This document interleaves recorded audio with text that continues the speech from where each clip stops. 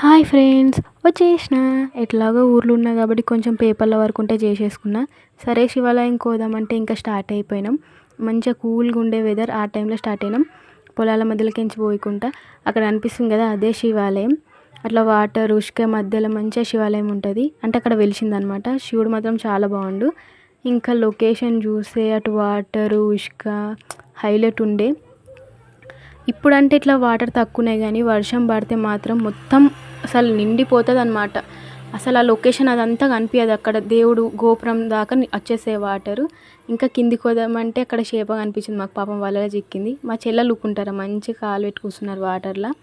ఇంకా నేను కూడా కొద్దిసేపు అట్లా ఎంజాయ్ చేసిన. వాటర్ చూసుకుంటా, రాళ్ళు చూసుకుంటా.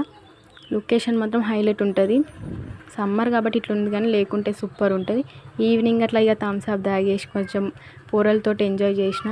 ఈరోజైతే ఇంతే ఫ్రెండ్స్, బాయ్ బాయ్.